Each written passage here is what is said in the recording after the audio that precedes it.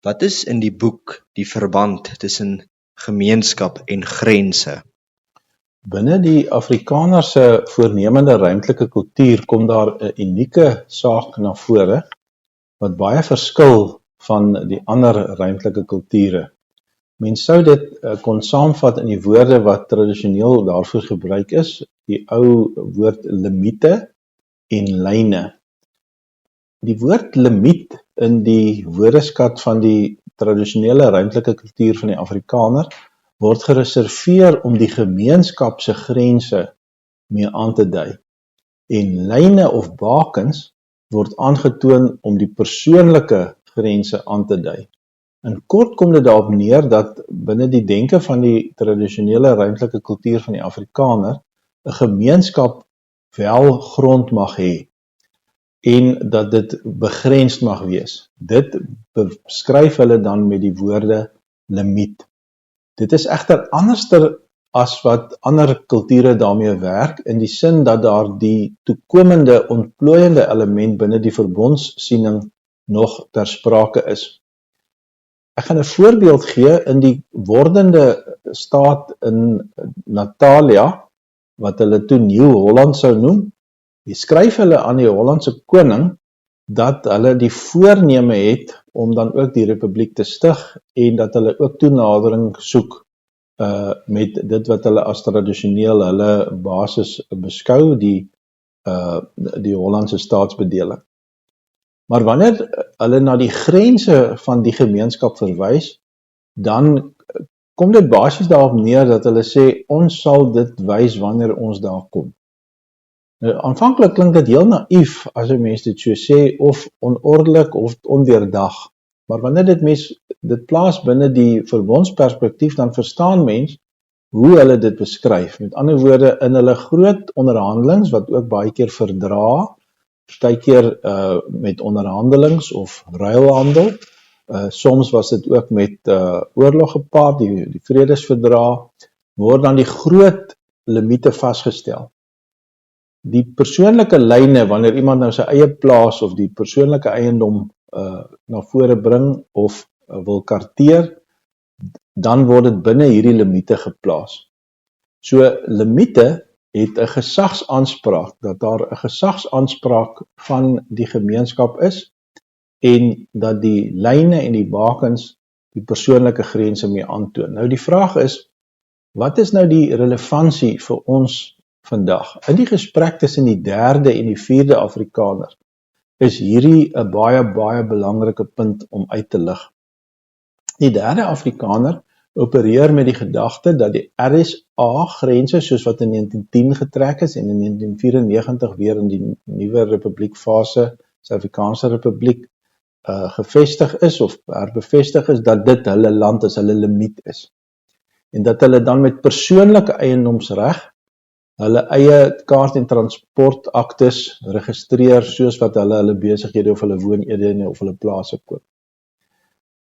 Die tekortkoming aan hierdie argument is dat dit net op die individuele aspek aandag aangee en dat die hele idee van gemeenskapsgrond agterweë gelaat is. Daarom kom die 4de Afrikaner wel ook met die gedagte dat ons tradisioneel altyd so iets geken het, soos gemeenskapsgrond. En dat ons as 4de Afrikaner dan ook sê dat dit nie meer waar is, dat die RSA-grense die limiete is van die Afrikaner as gemeenskap nie.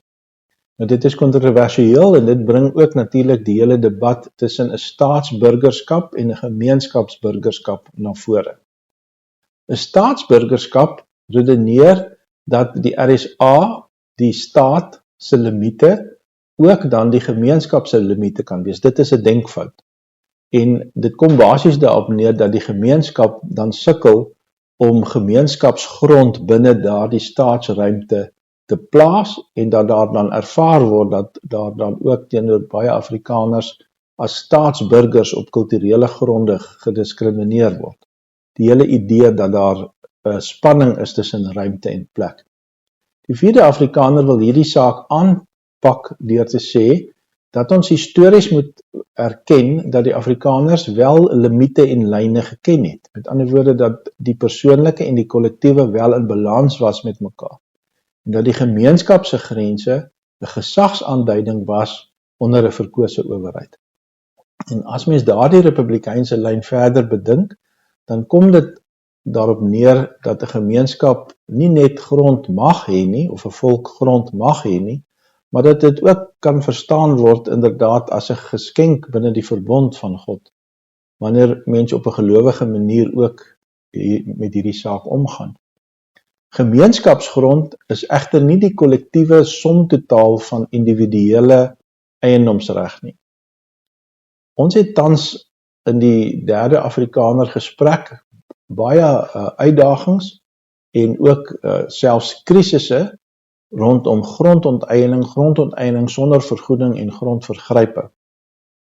Een van die middels wat aangewend word, en dit is 'n nuttige middel, maar dit kan nie die enigste middel wees nie, is die beroep op persoonlike eiendomsreg.